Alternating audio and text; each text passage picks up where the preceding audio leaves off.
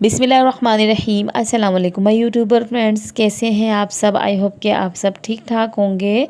और आज जो आपके साथ मैं रेसिपी शेयर कर रही हूँ वो है हैदराबादी बीफ पुलाव की रेसिपी। बहुत ही डिलीशियस सा ये बनता है और जो चावल के शौकीन हैं ना उनके लिए तो बहुत ही ज़बरदस्त सी ये रेसिपी और बहुत झटपट तैयार हो जाने वाली रेसिपी है।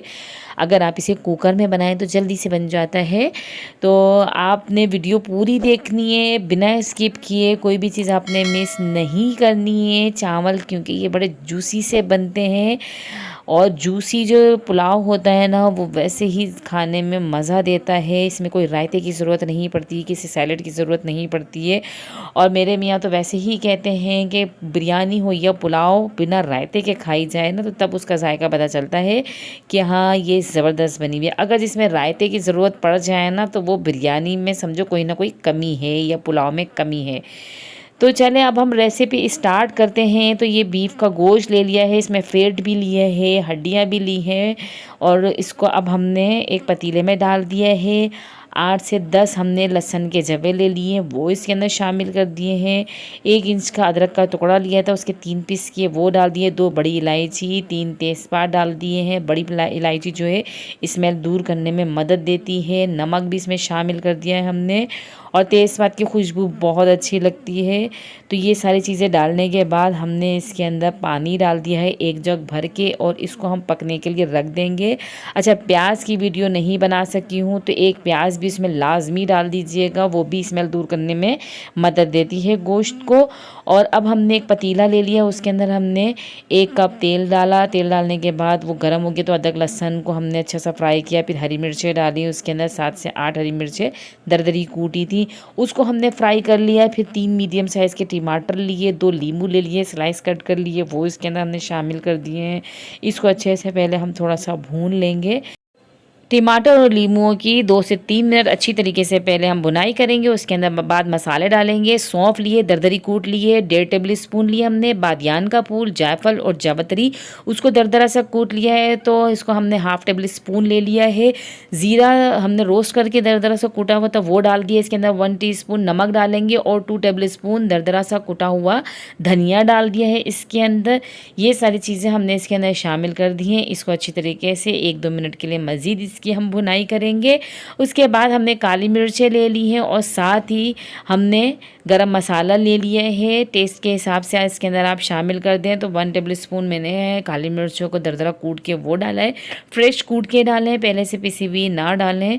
और गरम मसाला हमने 1 टीस्पून डाला है। उसके बाद हमने दही ले लिए, 1 प्याली दही ली है, अच्छे से फेंट कर वो इसके अंदर शामिल कर देंगे। अच्छी तरीके से चमचा चलाएंगे ताकि हमारा दही ना फटे और मसाला जो है अच्छी तरीके से पक जाए। जब दही अच्छे से पक जाए इसके साथ मसाले के तो उसके अंदर हमने जो गोश्त हमने गलाया था वो इसके अंदर शामिल कर देंगे सारा और इसको अच्छे से हम भूनेंगे 3 से 4 मिनट। उसके बाद हरी मिर्चें ले लिए, हरा धनिया ले लिया है, कुछ आलू बुखारे लिए हैं और पुदीने की पत्तियां हमने 1 मुट्ठी भर के ली है, धनिया भी 1 मुट्ठी भर के है और 10-12 आप हरी मिर्चें डाल दें अपने हिसाब से, वो इसके अंदर शामिल कर दिए हैं। उसकी हमने अच्छी तरीके से मिक्सिंग करेंगे, सब अच्छी तरीके से मिक्स हो जाए तो यखनी जो है हमारी वो इसके अंदर हम फिर शामिल कर देंगे। यखनी को हम छान लेंगे पहले, फिर चावलों के हिसाब से इसमें शामिल करेंगे। अगर आपको लगे कम है यखनी तो आप पानी का इस्तेमाल कर सकते हैं। मज़ीद जो बची हुई यखनी थी वो भी मैंने इसके अंदर शामिल कर दी है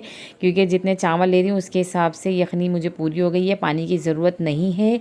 इसके बाद इसमें मैंने 1 लीमू का रस डाला है इसके अंदर, थोड़ी सी खटास अच्छी लगती है इस पुलाव में तो वो डाल दिया है। और फिर उसके बाद हमने देखें यखनी में बॉयल आ चुका है तो अब हमने चावल शामिल कर दिए हैं। बासमती चावल लिए थे, इसको मैंने आधा घंटे पहले ही भिगो के रख दिए थे।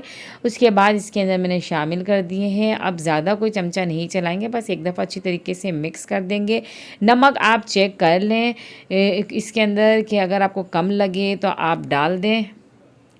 तो मुझे पानी कम लग रहा था, मैंने मज़ीद थोड़ा सा इसके अंदर 1 कप पानी शामिल किए हैं और उसके बाद केवड़ा एसेंस है मेरे पास, तो मैंने केवड़ा एसेंस इसके अंदर डाला है। अगर आपके पास केवड़ा एसेंस ना हो या केवड़ा वाटर हो तो आप उसका भी इस्तेमाल कर सकते हैं। अब तो पुलाव एसेंस भी मिल जाते हैं ईज़िली, अगर वो हो तो आप वो उसका भी इस्तेमाल कर सकते हैं। पानी तकरीबन इसका जो है ड्राई हो गया है, थोड़ा पानी इसके अंदर है। अब यहाँ पर जो है ना हमने इसको ज़्यादा चमचा नहीं चलाना। ये देखें अब ये जो चावल जो हैं अच्छे से इसके अंदर पक चुके हैं, हल्का हल्का पानी इसके अंदर रहता है। तो अब हमने फूड कलर ले लिया था, वो इसके अंदर शामिल करेंगे और साथ ही इसके अंदर ब्राउन की हुई प्याज ऊपर से डाल देंगे इसके अंदर और अच्छी तरीके से इसको फैलाने के बाद इसको कवर करके हम 12 से 15 मिनट के लिए हल्की आंच पे दम के लिए रख देंगे। ऊपर मैंने वज़न रख दिया था ताकि स्टीम जो है उसकी अंदर ही रहे, बाहर ना निकले। तो 12 से 15 मिनट का दम देने के बाद मैंने कवर हटाया है। बड़ी ज़बरदस्त सी खुशबू आ रही है पुलाव के अंदर और इसकी जो जायका है ना वो निकल कर आया है। धनिया की खुशबू बहुत अच्छी लग रही है क्योंकि हमने ये सारी चीज़ें बाद में जो डाल दी हैं ना इसके अंदर, तो उसकी खुशबू उसका जायका बहुत ही अच्छा आता है। तो आप भी इस रेसिपी से ट्राई ज़रूर कीजिएगा और कैसी लगी आपको मेरी रेसिपी मुझे कमेंट बॉक्स में भी बताइएगा। अपने फ्रेंड्स एंड फैमिलीज़ के साथ मेरी इस रेसिपी को शेयर करें और ऐसे ही मेरे चैनल के साथ जुड़े रहें। और अगर अभी तक आपने मेरे चैनल को सब्सक्राइब नहीं किया है तो जल्दी से मेरे चैनल को सब्सक्राइब भी कर दें, साथ ही बेल आइकन का भी प्रेस करें ताकि मेरी हर आने वाली वीडियोस जो हैं आप तक जल्द से जल्द पहुंच सके। मुझे दुआओं में याद रखें, अपना ख्याल रखें। अगली वीडियो तक दीजिए इजाज़त।